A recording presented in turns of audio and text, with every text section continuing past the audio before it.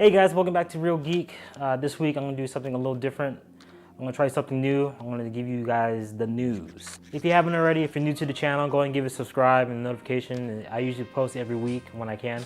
And let's just go ahead and start with the news. And this week I'm going to start with some sad news that's stricken the whole comic book and pop culture industry altogether. The great Stan Lee has died at the age of 95. On the morning of November 12th, Stan Lee was rushed to the hospital to Cedars-Sinai in LA.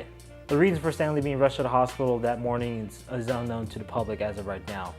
Stan Lee Martin Lieber was born December 28, 1922. Stan Lee started his career early at Marvel Comics, which back then it was called Timely Comics in the 1930s and 40s. It wouldn't be called Marvel Comics until the 1960s. Working along with Stan Lee was the legendary Jack Kirby, who was the artist who did most of the comics back in the 1930s, 40s, and 50s, and 60s. Both Stan Lee and Jack Kirby introduced some of the most iconic characters in Marvel's lineup. From the Fantastic Four, which is one of the first characters that they drew up together.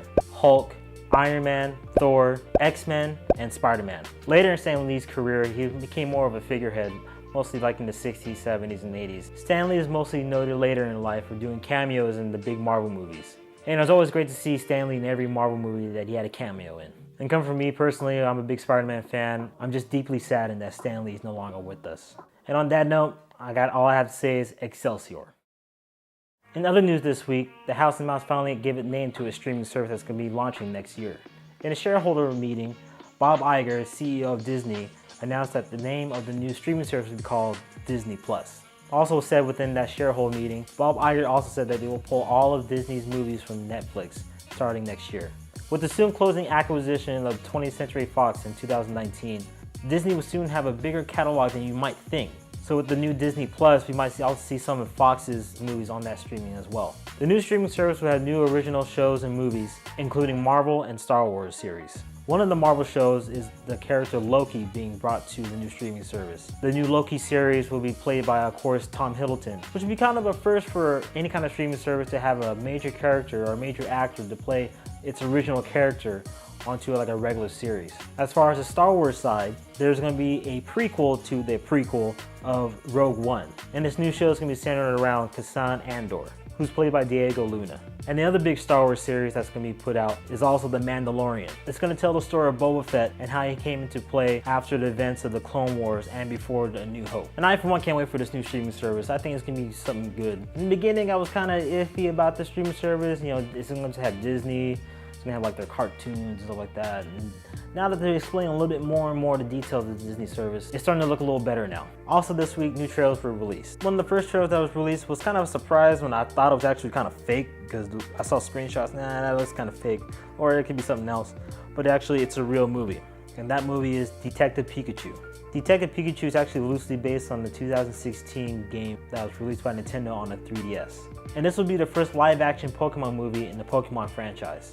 In short, the movie is about Tim Goodman, who's played by Justice Smith. You might know him from the guy who was in Jurassic Park Fallen Kingdom. The guy that kind of screamed like a girl throughout most of the movie, which is kind of funny. Tim is looking for his father, who mysteriously disappeared after a car crash. Tim then travels to Rhyme City, where he meets Detective Pikachu. And for some odd reason, he's the only person that can communicate with Pikachu. Kind of like a Dr. Dolittle kind of thing, you know, in the animal world. And in this film, Pikachu is actually voiced by Ryan Reynolds, which oddly enough, you wouldn't think Ryan Reynolds and Pikachu would go hand in hand, but looking at the movie, it might work out. Which I have to say, I think this movie looks pretty good. It caught my attention right away after seeing the trailer, and I was on board right away because it's actually cool seeing what some of the Pokemon characters look like in real life. On a side note, my favorite Pokemon character is actually in the movie, Psyduck. Probably the most underrated and most underrated character in Pokemon. I just thought he looks kind of cool and weird. Detective Pikachu will be released May 10th, 2019. And finally, the new trailer for Toy Story 4, the long-awaited movie that we all been waiting for after Toy Story 3. The gang is all back in this trailer with a new addition to the gang, a character named Forky, who's actually a sport with googly eyes and some hands and popsicle feet. There's not much to go off from the trailer as far as plot details. There has been speculation that one of the details is Forky, which is the sport that made it to a toy by Bonnie, is having identity issues thinking that he is a fork or a spoon, or is he a toy? So the whole group goes on a road trip to help Forky identify himself, what he is, and what it is like to be a toy. The other small plot detail that's going around the internet is also what happened to Lil Bo Peep. As you may recall, Lil Bo Peep was last seen in Toy Story 2.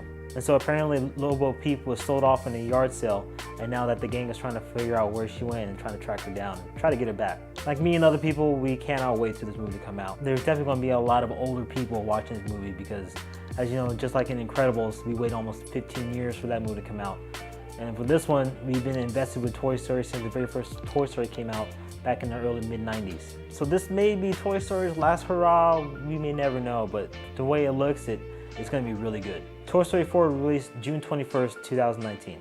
Those are some of the major news that happened this week. So if you're new to the channel, go and give it a subscribe. I usually post a video once a week. If you like this video, go and give it a like. If you don't like it, give it a dislike. And what are your thoughts about some of the stuff that happened this week? From Stan Lee to the new trailers to the Disney Plus. Go and put in the comments down below. And as always, I'll catch you in the next video.